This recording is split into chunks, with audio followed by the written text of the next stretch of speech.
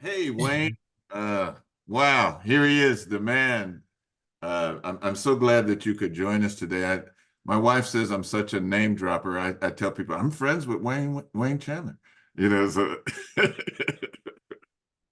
you're muted. You're muted, Wayne. Wayne, you're muted. You're muted. You're muted.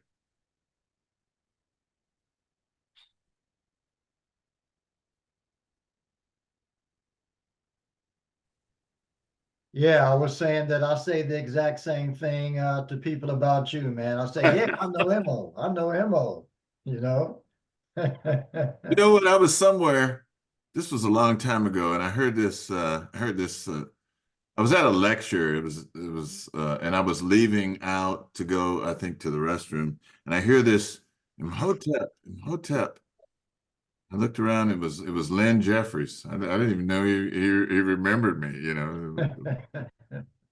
Yeah. So let me take my background off here. Oh, I didn't mean to blur it. Just check my. Just do a none. Here's the book. This is, I was flipping through this book. You wrote this in 99, right? You, Yeah, you wrote this in 99 it and was published in 99, okay, but okay. I wrote it, like years prior. Yeah. Well, something I forgot to mention. Okay, there's Katabasi. He got his, he's holding up his copy. Let me put you in the spotlight, Kat. Let's see, he's holding up his. And this is something I forgot to mention to you, Wayne. One of our members, a brother Iman, on Sundays before service, they're going over your book, Ancient Future, and maybe one Sunday before they're finished with it, you can pop in. I'll send you that information later on. But yeah, I was looking at this book and I was saying, this book is heavy. I mean, the divine polyandrous. How do you say that word? Uh-huh, polyandry. Yeah. You had the laws of Manu in here. How cruel they are to the Sudras. I mean, you really put a lot into this book. This is a really, really. I hope I'm not embarrassing you, but it's really. No, not at all. But, It, I went through the book myself, and the pieces right now that I feel are more relevant to where we uh-huh. are the chapters that or the sub chapters that deal with my experience at the National Academy of Sciences with the genetic engineering when that first was coming on tap. Uh-huh. And that was being debated by two groups of scientists. One group that was trying to push it back, another group that was trying to bring it on board. Hmm. And I got into the creation of the various viral particulates that became AIDS, Ebola, Yeah. and the Hanta virus, all which were genetically engineered. Hmm. And so that kind of creates a specific pattern that allows one to look into the mindset of the underbelly of the culture and see that when we deal with the COVID-19, we're looking at, just a replication of what's already transpired. Yeah. There's so much going on, and you had in there you had the yugas in there. Are we still in the Kali Yuga? We're still in the Kali Yuga. As a matter of fact, I was going to begin with talking about the Yugas tonight because we're in the Kali. The Kali began in 3105 BCE. And we have just finished the first few thousand, about 5,000, 6,000 years into the Kali. And we're getting ready to move into this more enlightened period that will allow us to take a breather. When I say us, I just mean humanity, to take a breather. And one of the things that people don't understand about the Kali is 432,000 years Yeah, long. That's And right. we're just into the first, 6,000 years of it. But what is unique about the Kali is that it has all of the other ages within it. Now, this same astronomical design is replicated in the African Igbo. They have the exact same science, only they refer to the names as, instead of the Kali, they call this age the Uga Azi. Hmm. But it carries the same kind of characteristics that the Kali does. And it lasts the same number of years. Now, is that I must have missed? Is that in your book now? That the Igbo part is that? No, it's not, because I didn't come across that information until a couple of years after Ancient Future had already been published. But the book I'm working on now does have that information in there and a breakdown of the four major Igbo ages and what they signify. Well, I'm going to just turn it over. People probably didn't want to just hear me ask questions. I'm just going to turn everything over to you. You go ahead with what you're going to present to us tonight. Thank you again so much for coming. We really appreciate it. And ladies and gentlemen, sisters and brothers, the wonderful Wayne Chandler.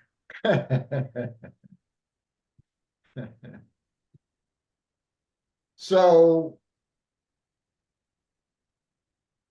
one of the things, what I wanted to start with was the ages, and just kind of looking at where we are with the Kali. And the Kali does present a very unique design because with the Kali are all of the other higher frequency ages that pretty much represent the highest standing of human consciousness. Now, Wayne, before you go any further, could you just explain what are the yugas? Because The you not Yeah, everybody. sure. The yugas literally are four ages that repeat themselves cyclically ad infinitum. They just rotate on an indefinite program that's basically an indefinite cosmological program. And the first one is the Satya, and the second, is the Treta. The third one is the Dwapara, and the fourth is the Kali, which is where we are today. Um, but each age has its own vibrational frequency that either aligns itself with higher consciousness or pushes back against higher consciousness. And that's what the Kali does. So the first two ages, the Satya and the Treta Yuga, they're like almost 2 million years in terms of duration. But with the Kali being, and you can say only if you want to, 432,000 years, but because it has all of the other ages encoded into it, what it does, and this is what I refer to as divine omnipresence, and that perspective of divinity, it goes into how the ages were designed, because no sentient race would ever be able to withstand the type of draconian beatdown that the Kali brings to the table for 432,000 years. That's an impossibility. So try to imagine, with what you have, what you know currently, that you had to live in that state, this state, for 432,000 years without any reprieve. It would be an impossibility. So what happens is, through divine order, we're able to escape this beatdown and move into higher frequencied ages that basically gives human consciousness a place and a chance to evolve, as well as just a breather with respect to just collecting ourselves, so that we can have a full throttle movement of the race in its entirety. So when you're talking about the yugas, are you saying that essentially the beings have been on the planet for at least a couple of million years? Longer than that. Longer than that. Way longer than that. I mean, it was you who turned me on to the first,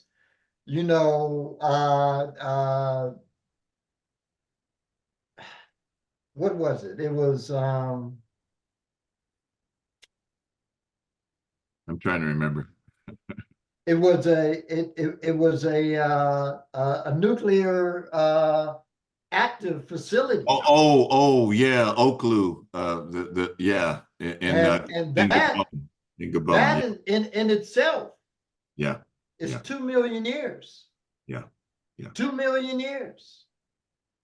So we had atomic power, nuclear power, 2 million years ago.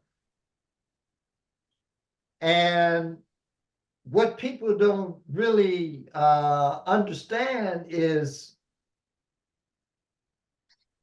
this is something you can research on your own. Mm-hmm. Matter of fact, Scientific American did an extensive review of it in 1971. Wow.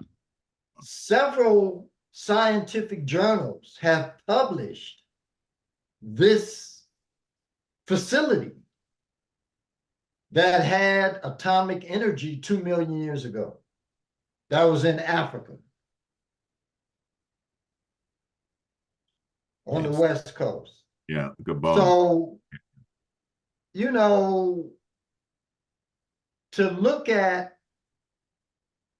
our age in terms of a race, it's hard to do that because it seems to have a infinite ring to it when you go back. I mean, we can embrace what we refer to as the antediluvian world. The antediluvian world is the world before the flood. But that's just a hop, skip, and a jump back on the other side of 36, 37,000 years ago. And the last major flood was 12,500 years ago.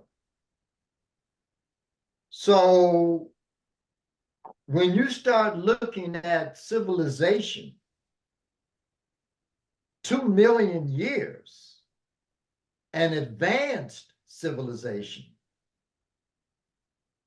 you know, that puts a totally different spin on things because you have to then entertain the reality that the Jurassic period was 165 million years ago, and you go backwards and you have to entertain the possibilities of human beings and dinosaurs coexisting.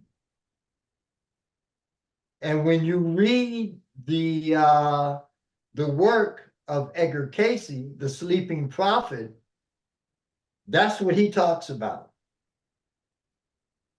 And when you look at the research of Edward Burdick, who in the Biloxi riverbed, which was a dried riverbed in Texas, and he was doing some lightweight excavations and found this footprint of a giant.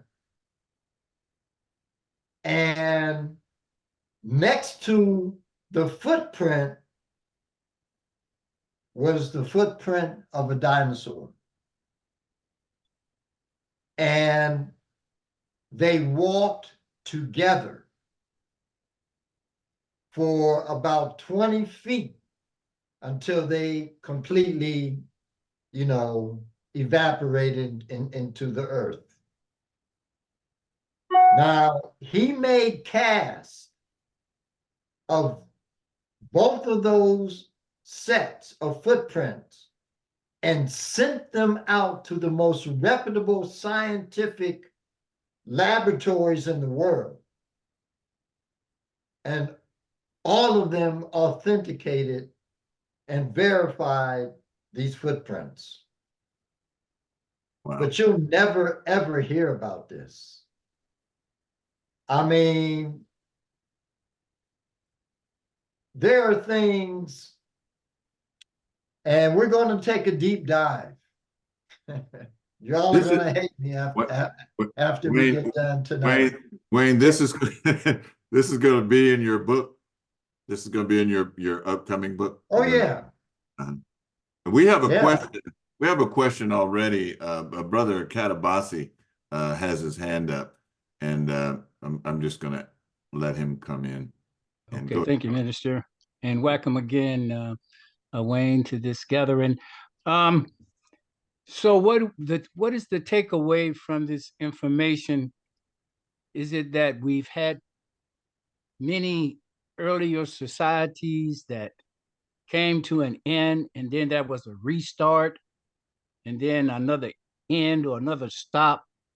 What's the hypothesis around these artifacts and how so different they are with us today, and for the most part unknown? Well, the reason they're unknown is because the powers that be want to make sure that they're unknown. Because everything in today's world, in the Kali Yuga, points to suppression. of awareness. So anything that can be put on the table that can bring a different perspective, an evolved and enlightened perspective on reality must be removed, must be suppressed, because if it's not, then you're talking about individuals that become accessible to their freedom. Mhm. And that's the last thing that those that are in power really want to see. Well, for instance, the matter of giants, what was their ultimate demise?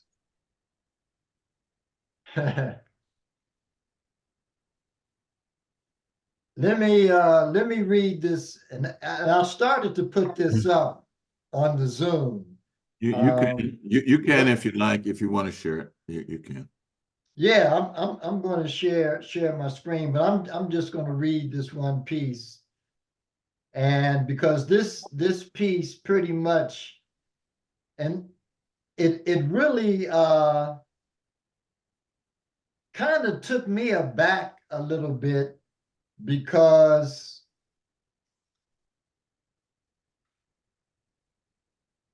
I never thought that the scientific community of this planet had this kind of information. Um, but they have been delving into this kind of information for quite some time. And so what it says, and this is a quote from Plato, who had, of course, gone into Kemet, Egypt, and had done studies. And this is what he learned regarding the cosmology of the earth and the various influences that the earth undergoes as it moves through different specific ages. So he says, I mean the change in the rising and the setting of the sun and the other heavenly bodies, how in those times they used to set in the quarter where they now rise, and used to rise where they now set. At present periods, the universe has its present circular motion, and at other periods, it revolves in the reverse direction. The motion of the earth is changed by the blocking of the course and goes through shaking of the revolutions with disruptions of every possible kind, so that the position of the earth became at one point reversed, at another oblique, and again upside down. And it wandered every way in all six directions.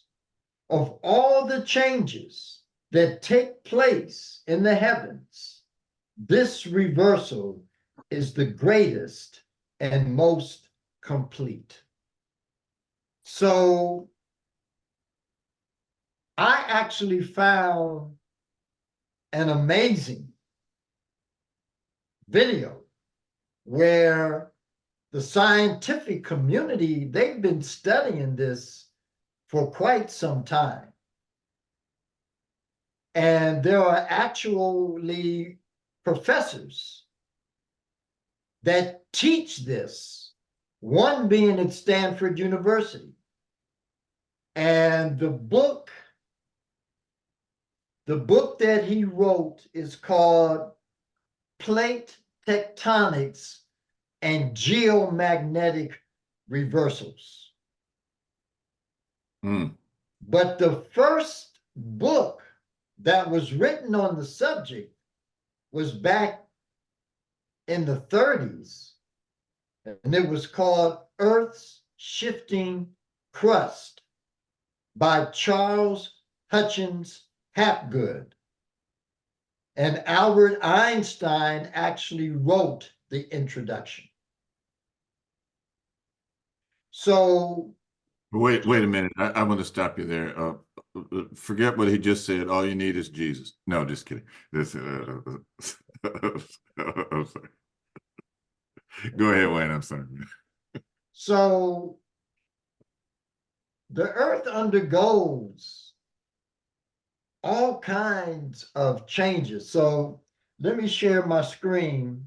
Let's look at this recent change that took place last year.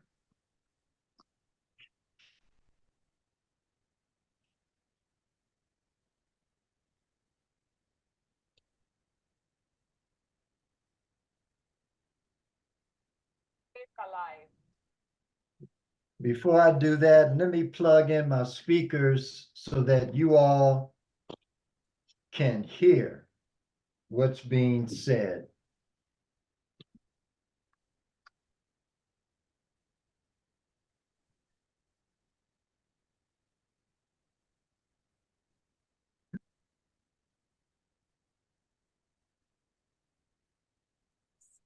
When we wake up, when we go to work, when we return, we accommodate our day-to-day activities within the 24 hours we have. And it often feels like our days are getting shorter.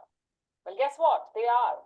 Some of our days do not have a full 24 hours. Something unusual happened on the 29th of July. The Earth completed its rotation in less than 24 hours. Today, our world is spinning faster than usual. How will this change in the Earth's speed change our lives? Let's find out. Now, this happened last summer on July 29th.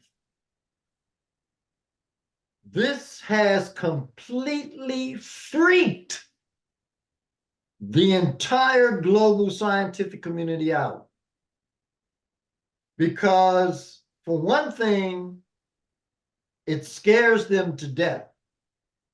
Because they know, or I should really say, they don't know what such a change could be indicative of. And because of that space, that void of not knowing, it scares them to death. So this is profound for a couple of reasons. One is that, yes, time is now accelerating, but we have already been feeling the increase in acceleration of time based on the Schumann resonance. And the Schumann resonance is the heartbeat of the Earth. In 1984, the Schumann resonance was measured at 7.83 cycles per second. It now averages between 20 and 36 cycles per second. And when major events take place on the planet, it has gotten up as high as 90 cycles per second. Each time it rises and accelerates in frequency, it initiates massive changes on the planet. Massive. So now you have the actual rotation of the planet accelerating, and it integrates now with the Schumann resonance. So now time is moving beyond our imagination. And what I believe is this. I believe we're getting ready to go through hell on earth. That's how it's going to feel to most of us. But you can prepare. You can be prepared for this. But I believe that within the period of time that this has been set up, designed to take place, that it's going to move us through this space in time at a much greater accelerated rate so that we get through it faster. So, what am I talking about? Dealing with the earth changes, that's one thing, but we've got what's going on the planet and those individuals that are also riding the draconian sphere and bringing about a level of nefarious draconian darkness that in this cycle, to our knowing, we've never seen. So this is the other piece that we have to deal with here.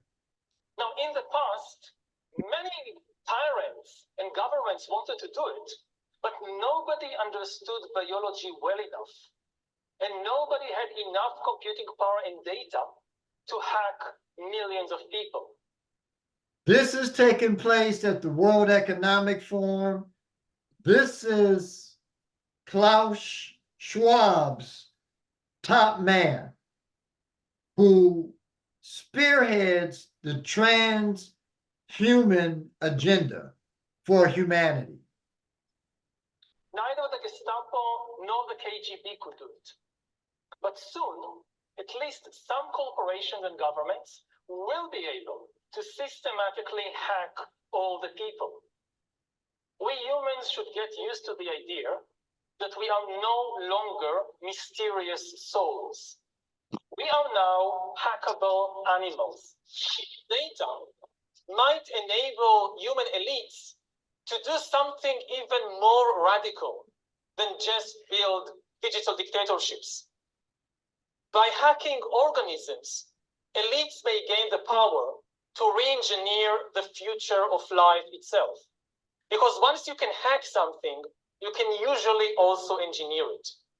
And if indeed we succeed in hacking and engineering life, this will be not just the greatest revolution in the history of humanity. This will be the greatest revolution in biology since the very beginning of life 4 billion years ago.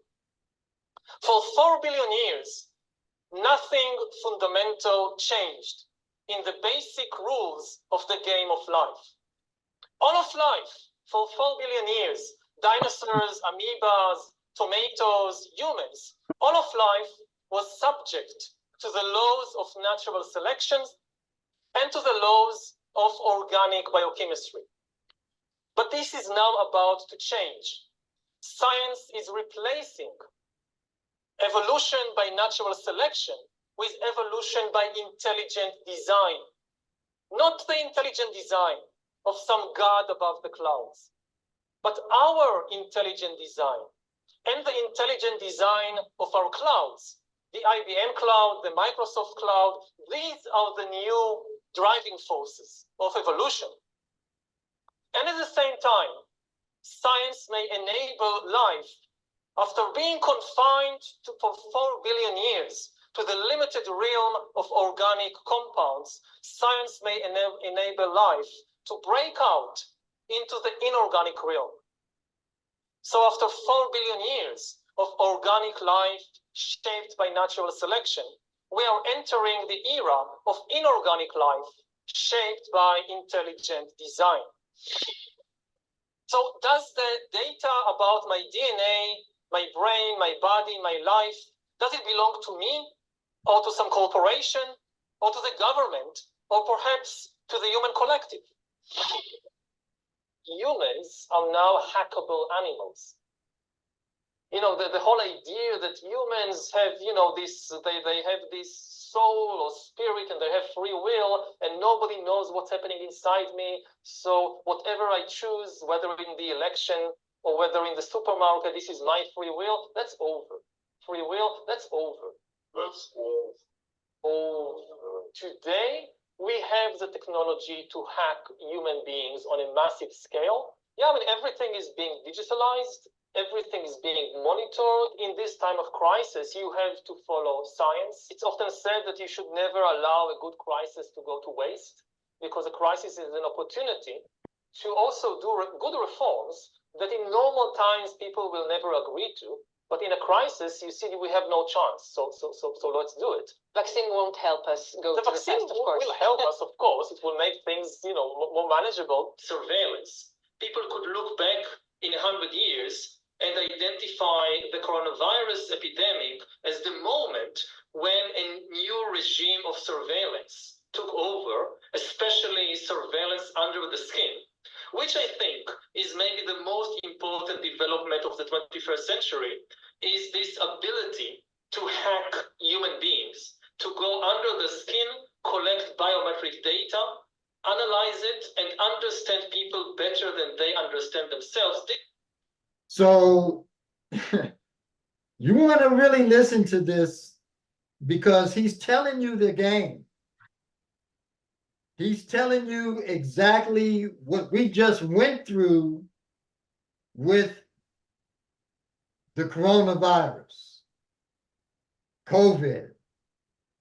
And the deep thing about it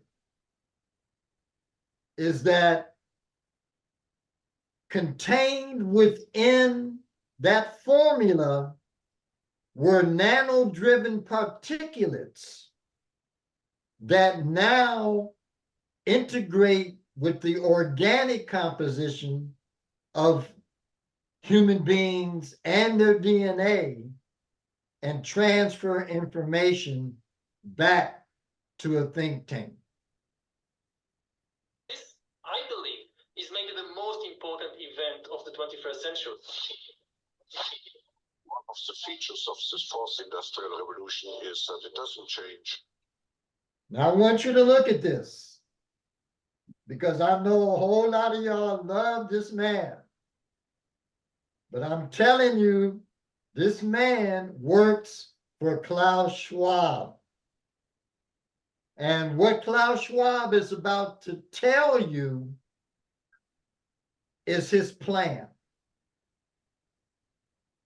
What we are doing, but it changes us. The difference of this fourth industrial revolution is it doesn't change. Can everybody see the screen? Because I can't see it. Changes you. Maybe it's my computer. Genetic editing. Just as an example, it's you who are changed, and of course this has a big impact on your identity. The screen is frozen and the sound is a little off for us. Is it like that for you? No, not at all. For some reason, maybe we're being hacked now. The screen is frozen and we hear it a little bit, but not clear. Just to let you know. Huh, that's pretty incredible.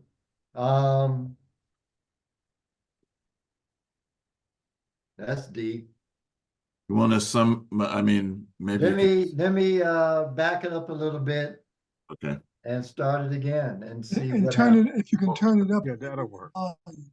Can you turn it up a little bit? Is it perhaps that would I help? can turn it up, but Okay. I mean, you should be able at this point to hear it. It doesn't change what we are doing, but it changes us.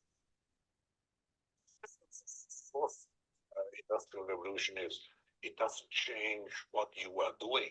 It changes you. If you take a genetic editing, just as an example, it's you who are changed. And of course, it has a big impact on your identity. So what he's telling you right now is their game plan. And it began with the COVID shot. once those particulates were introduced into the body, they activate a series of shifts and biological, biochemical, physiological, and neurological changes, as well as genetic, that shifts you into something else other than what you were. So this is what he's saying. Now, in the past, many tyrants and governments wanted to do it. It's you who are changed, and of course this has a big impact on your identity. And offer certain kinds of possibilities that have to be careful about. You know, when you began to do that kind of gene editing, some people worried that you were changing what it means to be human. That's the problem. Of course, the new industrial revolution offers us many opportunities, but it raises manifold questions on the ethical, but even legal implications. And we have to be prepared for it. And that's what we want to do in Davos next year. Talk about technology and So this is the devil incarnate. And he runs, and I am not exaggerating when I say this, but he runs the world. He has 136 countries in the palm of his hand, and they all are following the program that he has designed for humanity. So what we know that's coming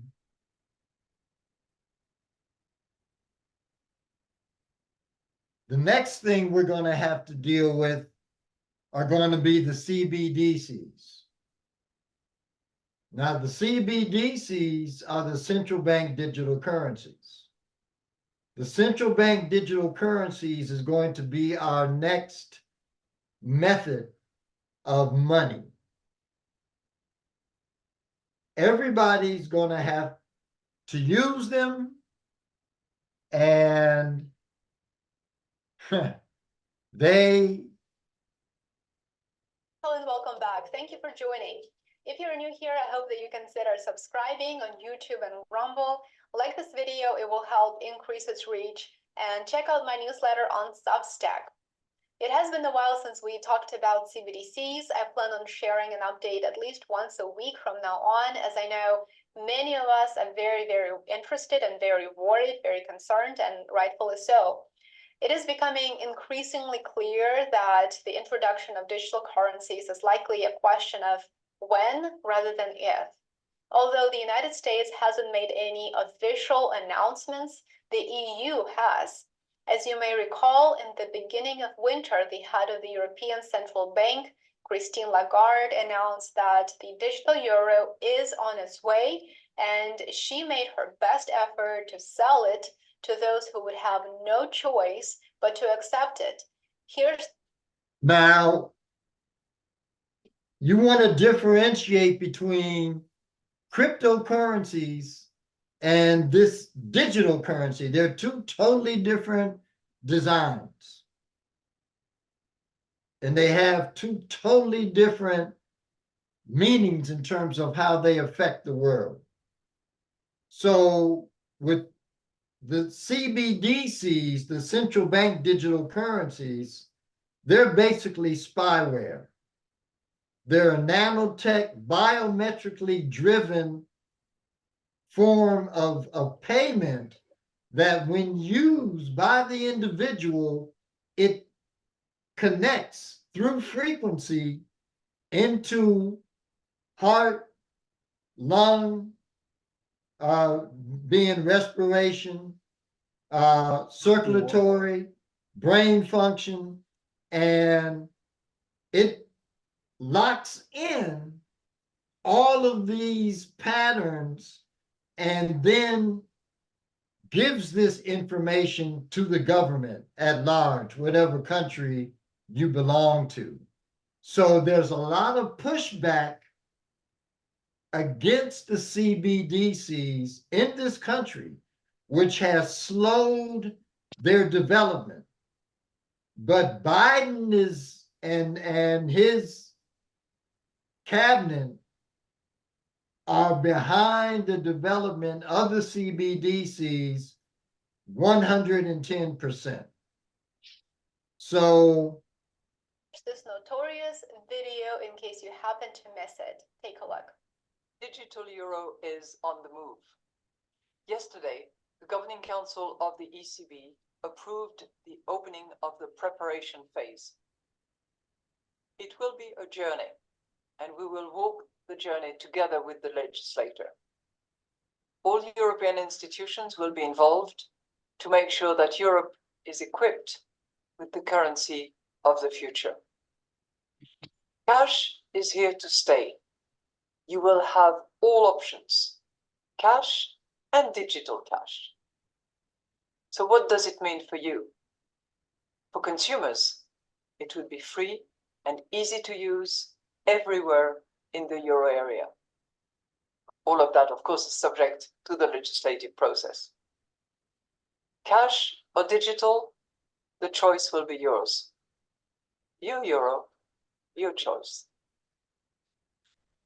and that's a lie, because they're about to abolish all cash on a global scale.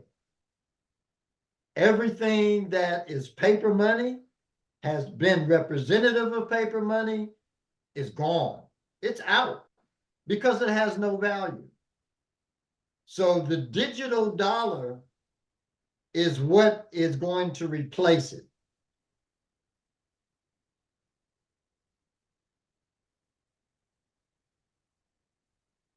After this official announcement made by Lagarde, the EU Commissioner Breton clarified that now that the EU has the digital ID wallet, the next step would be digital currency to keep in that wallet. He said, now that we have a digital identity wallet, we have to put something in it.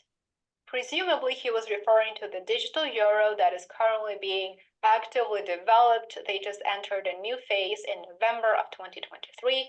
The very next day, he claimed on X that the EU citizens will be able to, quote, have a secured e-identity for their lifetime. And the wallet has the highest level of both security and privacy. So effectively, he said, just get ready to have this digital reality for your lifetime. The plan is laid out right in front of our eyes. Of course, neither Christine Lagarde nor the EU Commissioner said anything about possibly polling their constituents to see if they feel comfortable with the digital IDs, to see if they understand what is meant under security and privacy, to see if digital wallets and the digital euro is something that they're interested in. I'm sure that they know the answer. Here's the thing, for the central bank digital currencies to be implemented, customer assets that are currently held in banks, they have to be tokenized. It's the first step. It's not the ultimate goal. It's a tool to get you to accept this new reality. You may already. Now that's key, and you need to know this. All of the money in our banks is going to be digitized. It's going to be tokenized, all of it. The reason tokenization is going to be up front and center is so it can easily be integrated or transformed into the CBDCs. Now, how it's going to roll out in America, I don't know. Canada's on board. The EU is on board. The UK is on board. There's pushback here in the States. I know there are about 5 states right now where the governors have said they will not allow CBDCs to come in. But And I know Congress has submitted. There have been different documents pulled together, and a bill has been submitted to push back against Biden's desire to have the CBDC come online. But we'll see how that goes. It hasn't been signed. Be familiar with the concept of asset tokenization. I discussed it in my previous videos when Citibank and JP Morgan Chase launched digital token banking service that effectively allows them to convert their customers' assets into digital tokens. It's already happening. I also wrote an entire post on tokenization and the role of the Bank of International Settlements on my Substack. So what we're looking at is an incredible shift and change in terms of how we live our life, how we've operated, throughout the years we've been on this planet. And it's not, we ain't going back. Don't ever think, don't even get that thought in your mind that we're going back, because we're not. And what looms forward for us, if you're not prepared, it's not going to be a nice walk in the park for any of us. So the deep thing is that there's a move to turn America into socialism. When you move into a socialistic culture and program, you have, because a lot of people who don't understand what socialism means, they're like, yeah, well, we got to get out of capitalism and, socialism is the way to go, blah, blah, blah. Socialism means that the government is going to oversee every little thing you do in every direction that you take. And it begins with the money. So the CBDCs, all of them have an expiration date. They're only good for 30 days. And then you get a new download that will last you another 30 days. So this is what is in front of us.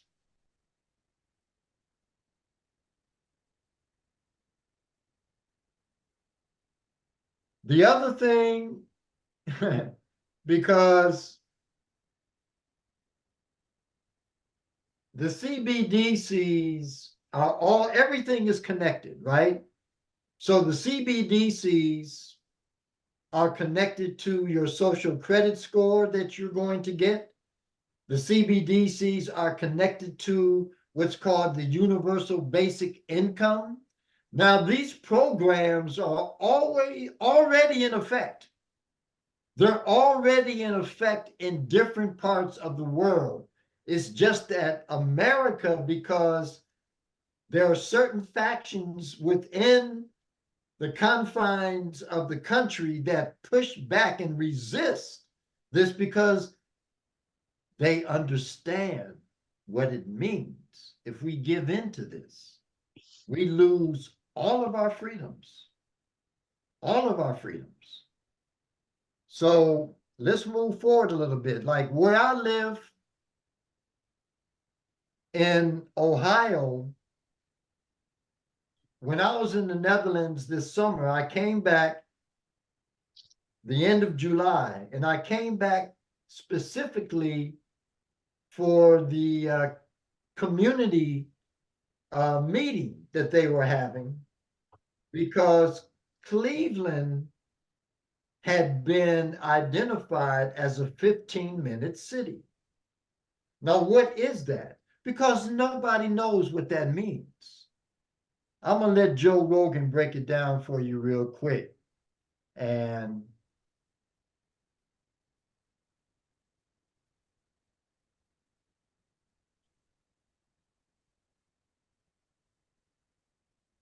listen very carefully because this is coming to a city near you. More than a decade ago, and I thought it was the craziest thing I'd ever heard. I was like, what are you saying? Like, it sounds like a plot in a movie. There's an island where they fly famous rich scientists and politicians, and they compromise them with underage girls and get it on film so they could use it against them. I'm like, what? That sounds like horseshit. That sounds like lizard people. It sounds like, 5G creates COVID. Same thing. Turns out it was true. And it's one of many things. He was the first one to warn me about a social credit score system.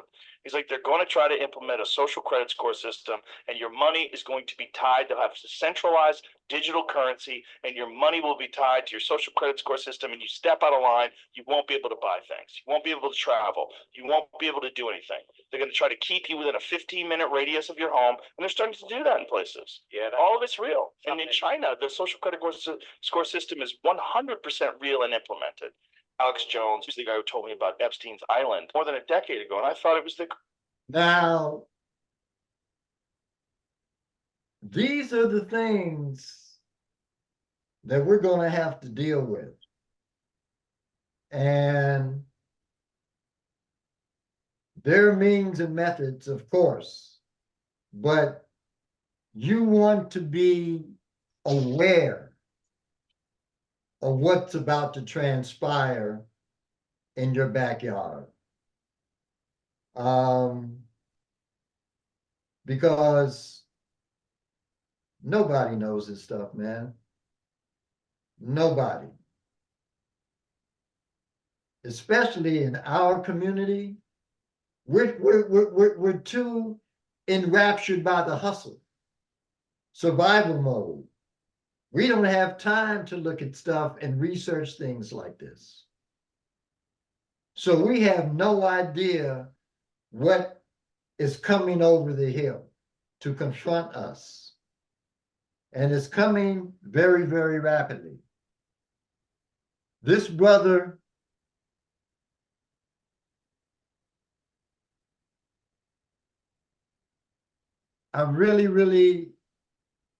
you want to go to his site on YouTube. His name is This is John Williams. But this brother hits everything that's coming around the corner. And he lets you know specifically what it is, regardless of what they're saying. He's showing you that what they're talking about is lies. And he's giving you the information, showing you what the reality of the situation is. This is on universal basic income. Governments look for new ways to address poverty in their regions. Today, it's being tested in dozens of pilot programs. California, Sacramento, bam. There you are. Wayne, let me just say, we can hear the audio, but we're not getting the picture. We're still looking at the picture of Dr. Yuval Noah Harari. Wow. Let me well,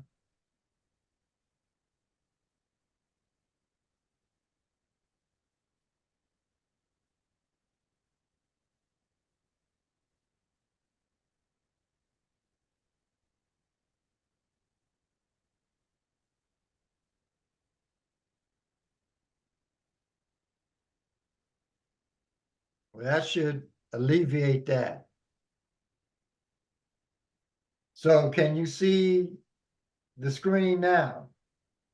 No, we see so like someone just put in the chat, they only see a black screen, but what I'm seeing is a black screen with the Dr. Yuval Noah Harari speaking, and he's got like a blue lettering, you know, like type. Because I just removed him from. Yeah, he's still up there. Let me unshare you, and then why don't you try sharing it again? Okay. By the way, is everybody sufficiently scared now? As Wayne, Yes, we are. Yes. is Wayne scared you to death? Okay, we're seeing your screen now. And Okay. okay, all right. Okay, so we're talking about the universal basic income that they're going to force on people. And this universal basic income integrates with the CBDCs, the central bank digital currencies. It's going to be like Citibank, JP Morgan, Wells Fargo. These are all banks that have started tokenizing all of the assets of their clients, turning them into digital assets so that they can be tokenized into the CBDCs. So the universal basic income deals with having a social credit scoring system, having your CBDCs, and basically being under thumb of socialism. So here you can see California. These are guaranteed income programs. This is where they're rolling them out. And you see you all right there, Sacramento. Well, also Oakland. We actually we have people from all over on this Zoom. Okay. Just so you know. Okay. Yeah.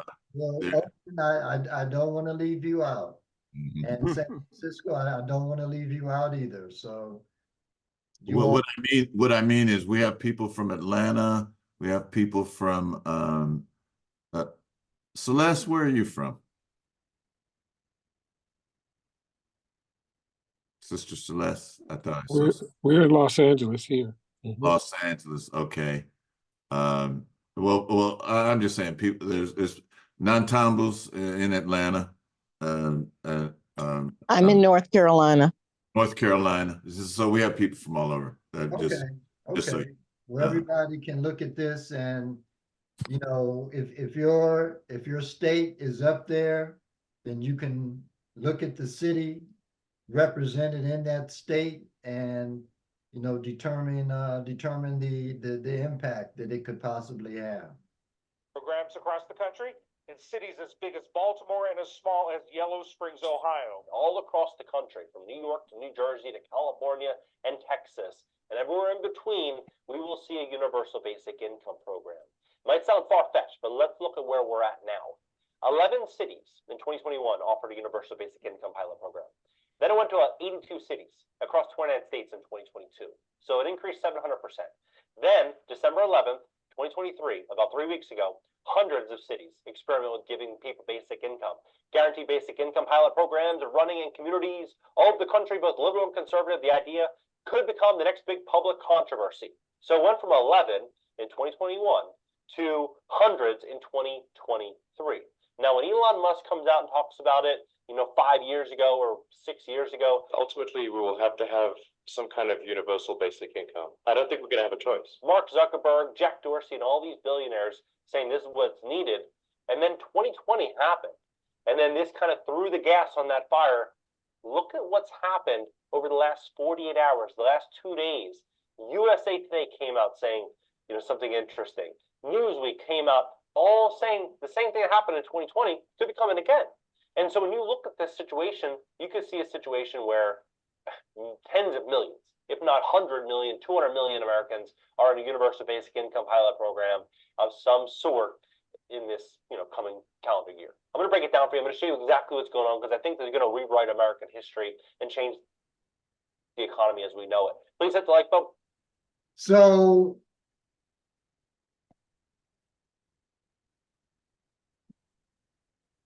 you want to check this brother out, because I mean he drops deep information about everything that's going on, from land grabs to the housing market. You know what we're talking about here with universal basic income, and just a lot of what is not in media at all, you know, and he goes out and puts it together, you know, so it's comprehensible. And he matter of fact, let me see, Wayne, we Yeah. have a question here in the chat. It says, does this negatively impact a person's crypto earnings, especially crypto in self-custody wallets, not exchanges?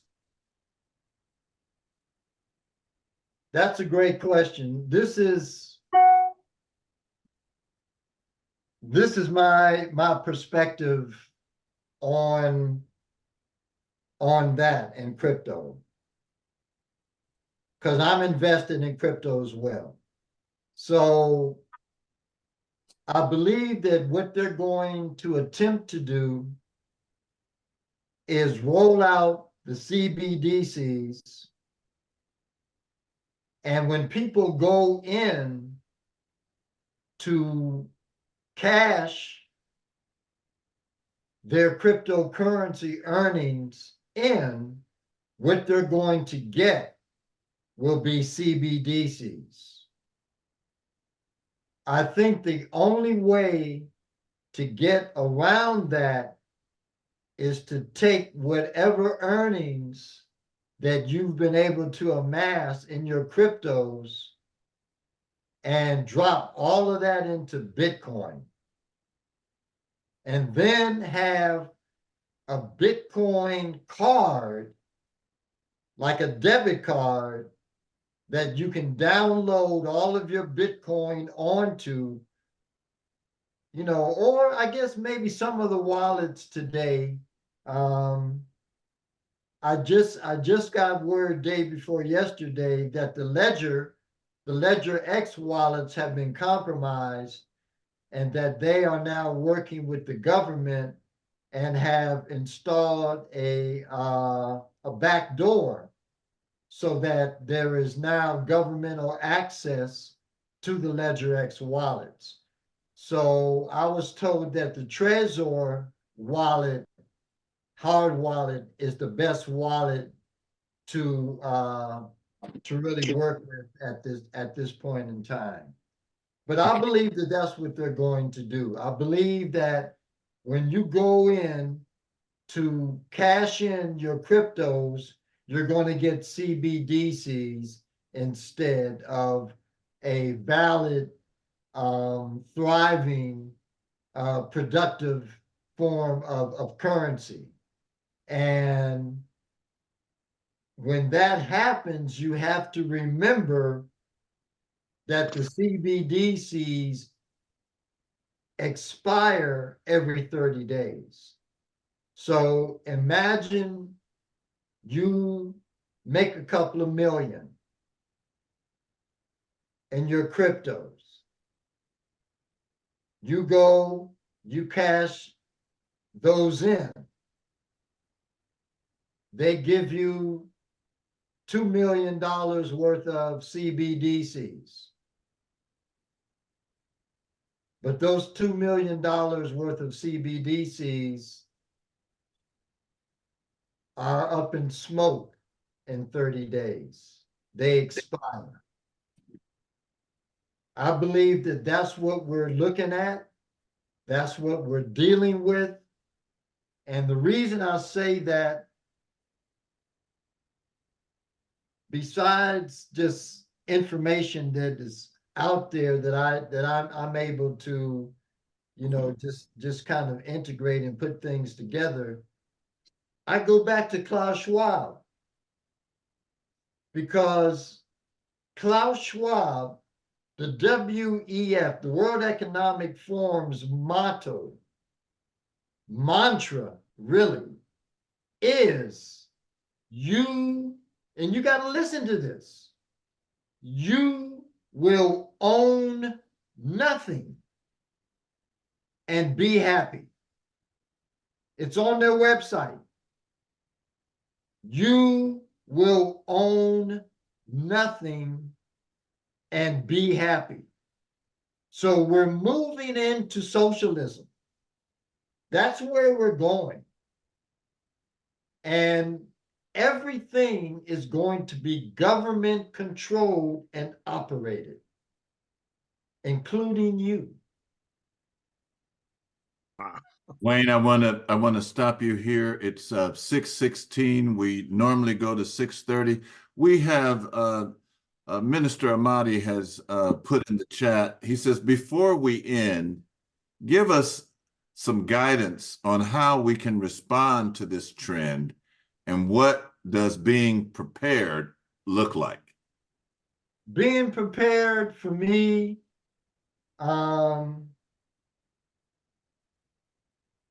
is in two ways.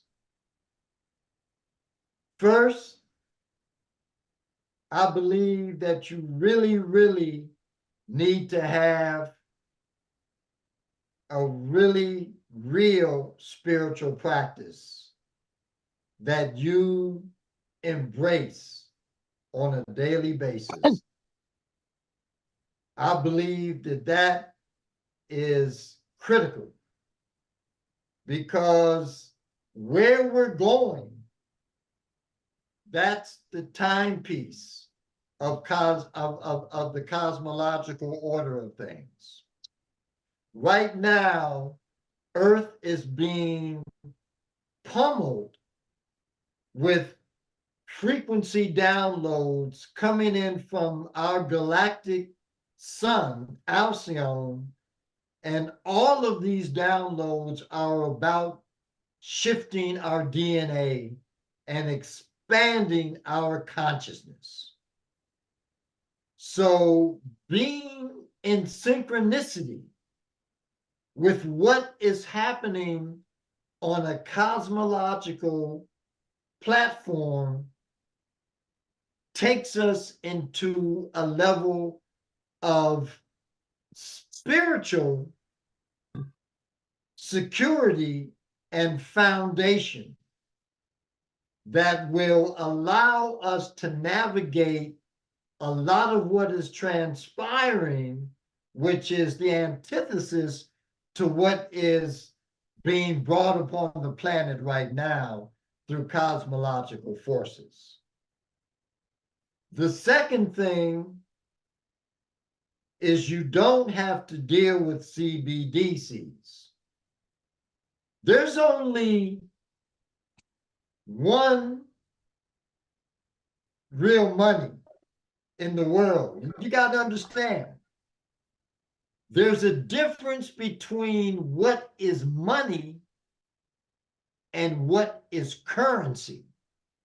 Those are two totally different things. Real money is silver and gold. That's real money.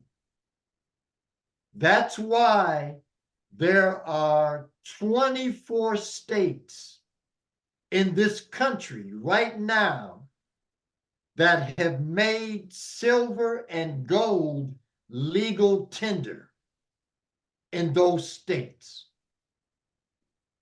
which means you can have gold and silver and use that anywhere in those states for commodity purchase. There is a bank. It's as far as I know, it's the only gold and silver bank in the world. And it's in Utah. It's called UPMA, United Precious Metals Association. You can open up an account in that bank. You can purchase silver and gold in the bank, or you can ship your own holdings of silver and gold to the bank, and they will open up your account. Just like you take your money into your bank to open up your account. They will then give you a debit card to your account that you can use anywhere in the world. And that's how you dodge this bullet.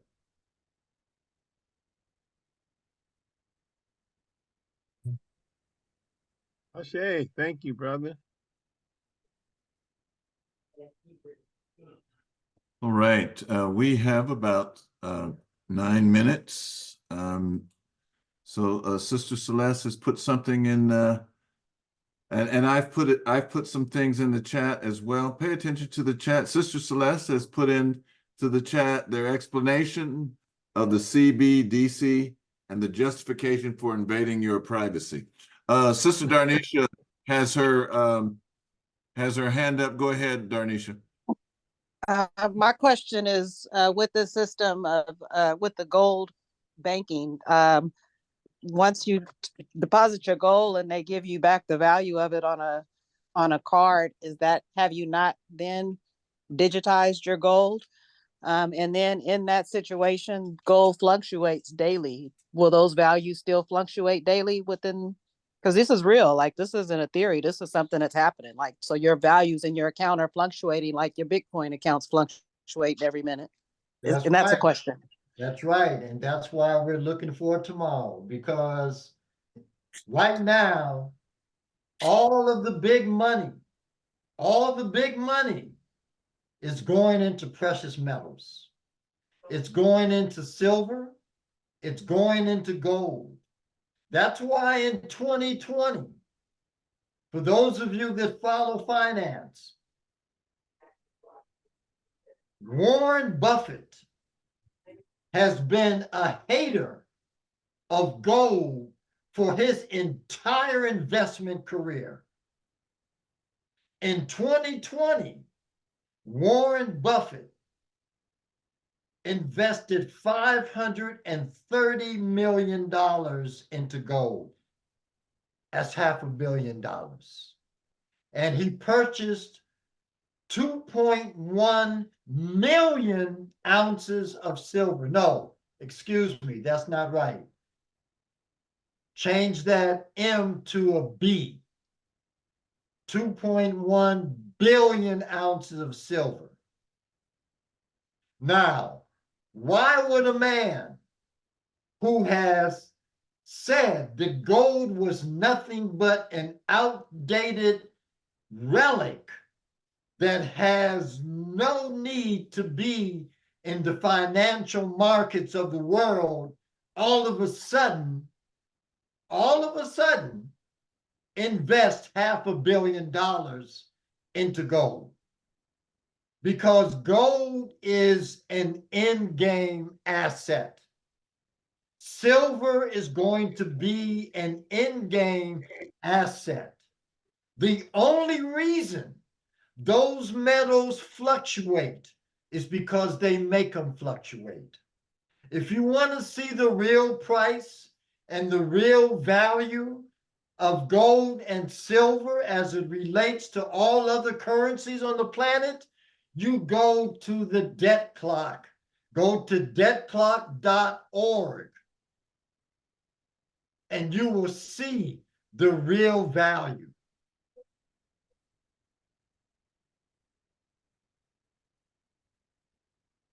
The one person whose name I've omitted, and a lot of this has been Bill Gates.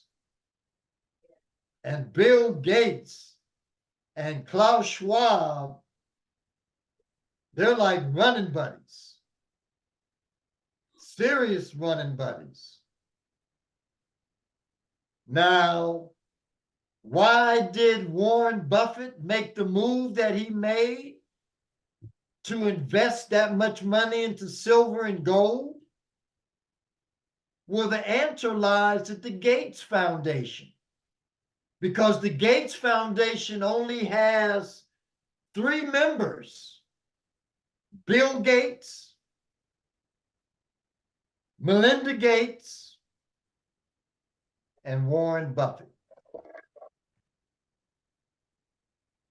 Gates knows the play. He knows what the future is supposed to look like. What they, let me rephrase that.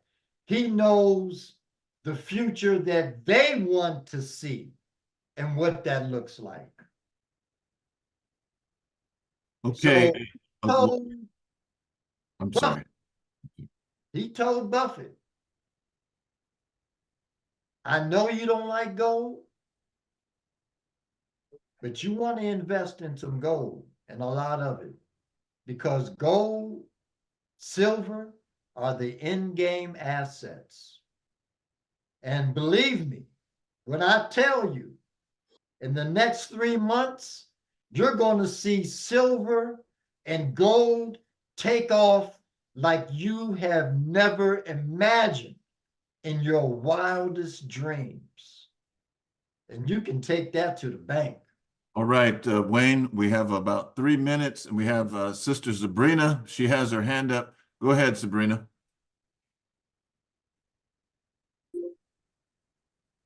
Greetings, can you hear me? Yes. We can hear you. Okay.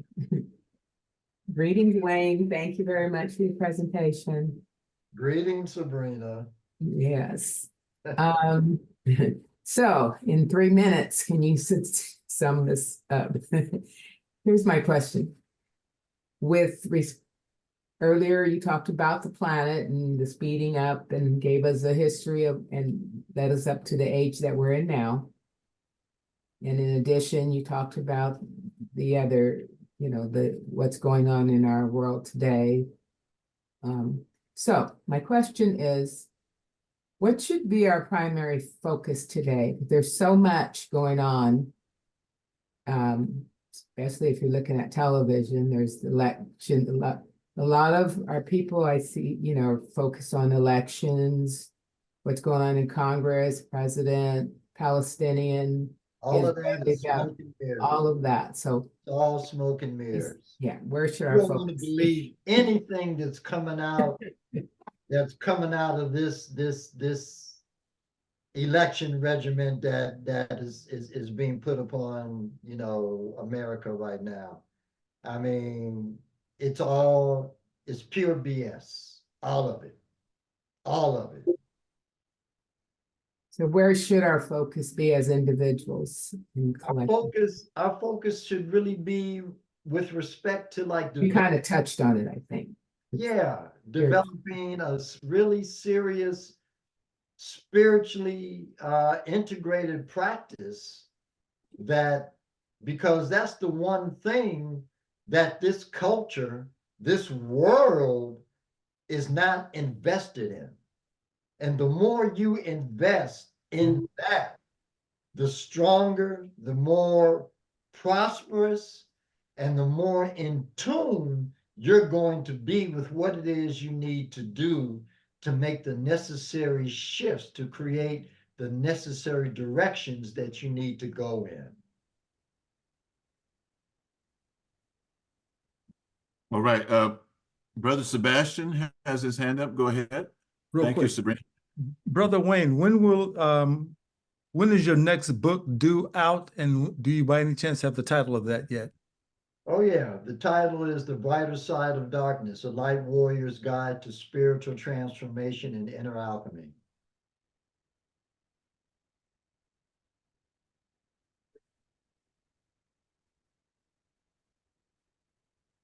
That doesn't sound like light reading. Well, a lot of people said Ancient Future wasn't light reading, And when is that expected out? Hopefully, man, it's gonna be this year. Yeah. You know, like early fall. I'm almost done. Right. Okay, brother Amin Kwesi, um, uh, who just had a birthday, has a question. Go ahead. Go ahead, Amin. Yes, I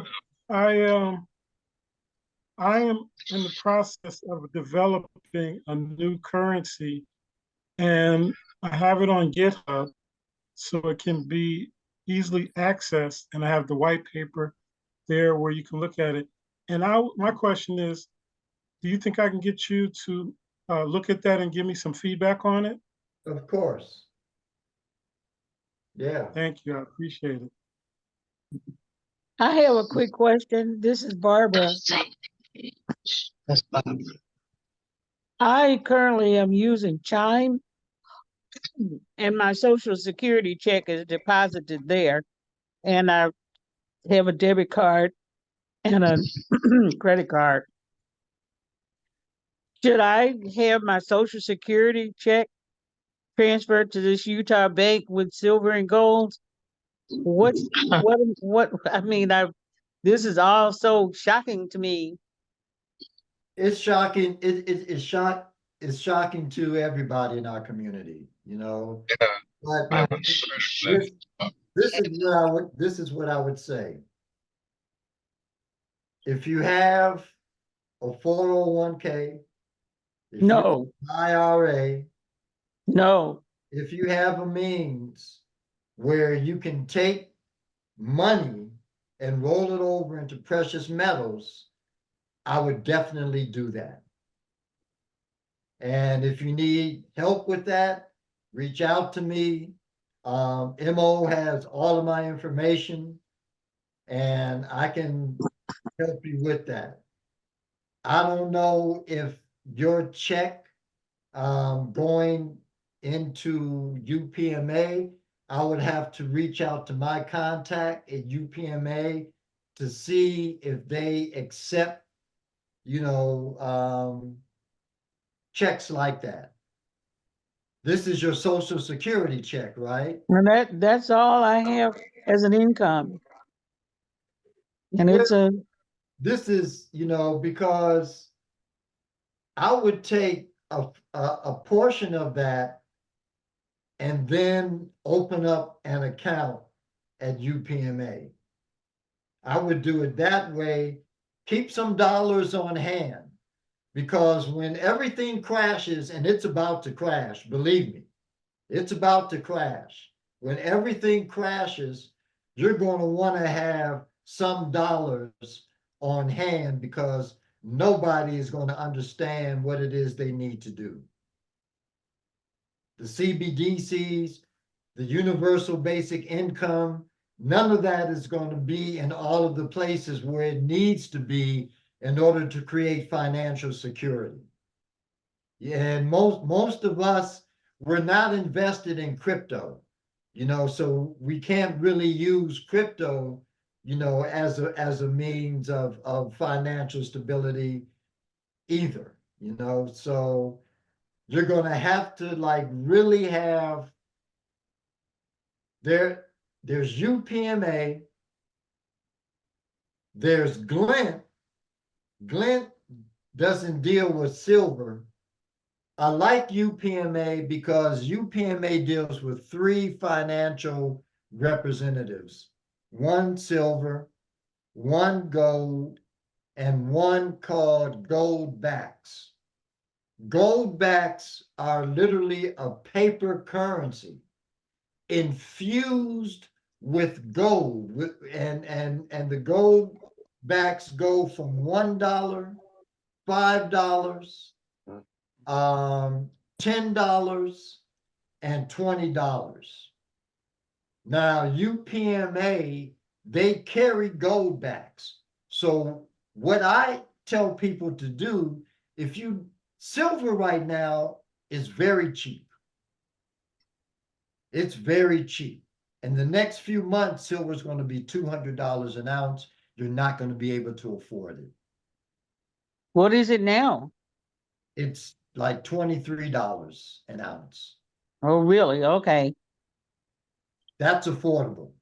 I see a thing from Darnisha saying, do you recommend any resource to stay up on top of crypto movements and strategy over the next 6 to 12 months as the bull runs start? I'm involved in a couple of private programs, so I get that information. You know, I mean, I can drop that information to you, Mo. I can drop it to you. All right. And you can drop it, you know, to the community. Okay. All right. Hey, you've given How us. do I buy the silver? Just tell me how and where to go to buy silver. How does that work for me? If you want to buy silver, you want to go to Miles Franklin. They are, well, you know what? No, let me back up because I can get you a better deal than Miles Franklin. You want to go to At Cost Metals because At Cost Metals, they have the cheapest prices in the country, probably in the world. And they just have stepped in with their USA introduction. And for those of you that are interested and want to buy from At Cost, all I ask is that you reach out to me and ask for my link because I'm a part of At Cost Metals. And I'll give you an example. Miles Franklin has the cheapest prices for silver in the country. So a US Eagle is $29 at Miles Franklin. Everywhere else is going to be between 31 to 36. But at cost, we sell the US Eagle for like 26 bucks. Now you can get at spot, you can get your metals at spot cost, like maybe 50, 60, 70 cents over spot. You're not going to be able to find a deal like that anywhere else in the world. So at cost is the place you want to go to like invest in your silver and your gold. And right now, if you can afford just an ounce of gold, the way they have it set up, gold, it's like the ratio is like 80 to 1. 80 to 1. So 1 ounce of gold will get you 80 ounces of silver. And then when silver begins to move, because silver always outperforms gold. Gold is always first to get out of the starting gate. It's like the tortoise and the hare. Silver comes out much slower, takes much longer for it to like really reach its peak, but it always outperforms gold. Always. Well, Wayne, how much is the gold? Gold right now is about 2,000 an ounce. And that's around the spot price. So you have to look at, the price they tack on to your metals when you purchase them. That's called the premium. And that allows the dealer to make their money. So if you have, for example, spot price silver at $23 an ounce, they're going to tack on a premium anywhere on the average, anywhere between $4 to $7 so that they can make their money.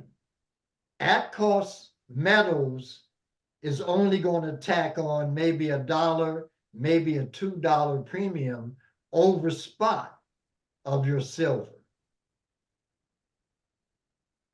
Spot has it at 24.12. And Is gold that at what 21. silver is today? Right now, silver is 20. That's I see today. And then the gold is at 21.47 and Okay, 15 cents. okay. So that's awesome. So the beauty of this is the beauty of UPMA. When you have your metals in UPMA and the price of your metals goes up, it's calculated in the same fashion by percentages in the same way it's calculated in the stock market. So, for example, 3 days ago, silver was $22 in some sense.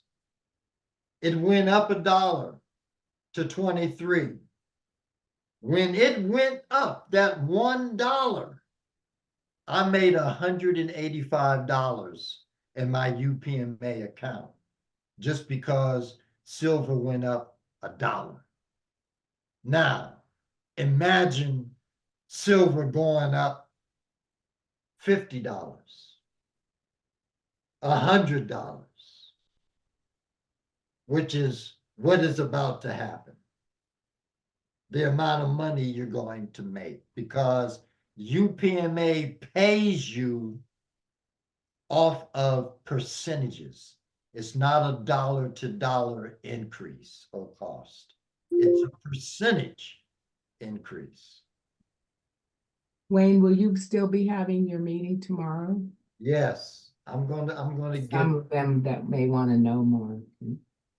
yeah, I think I'm just suggesting. yeah. Can you put that in the chat, Wayne? Would you mind? Put in where your meeting is.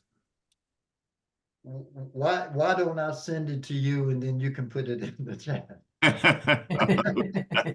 Okay. You know, I'm believe it or not, I'm just computer illiterate. You know, I'm just, No, that's all right. We're all in varying degrees of ignorance. I want to thank you. We've gone over time, but we've had a lot of information to think about. We've gone over the yugas. We've gone over the what is it? The UCBDs or CBDCs, yeah. CBDCs. I was thinking of something else, but You were thinking of universal basic income. Yes. So give thanks for all the information. Some people have reached out to me, and I've shared your contact with them. Let's Wayne, if you have a closing statement before we sign off, and thank you again for coming.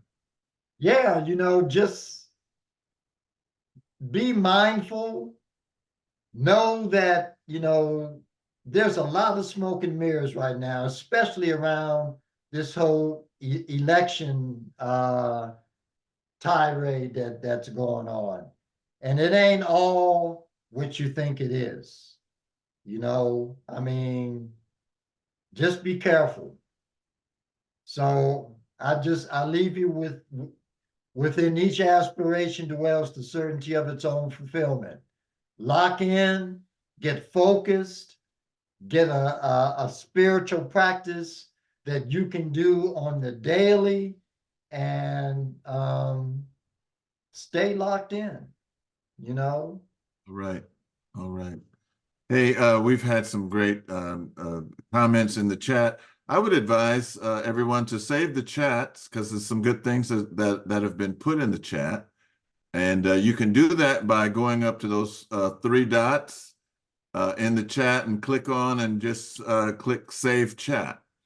And I want to close with something. It's a spiritual practice that I've been doing lately, and I made a little video about it. And see you next time. One love, everyone.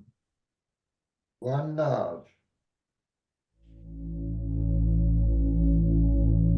Ashe. Thank you so much, Wayne, Dr. Wayne. Thank you.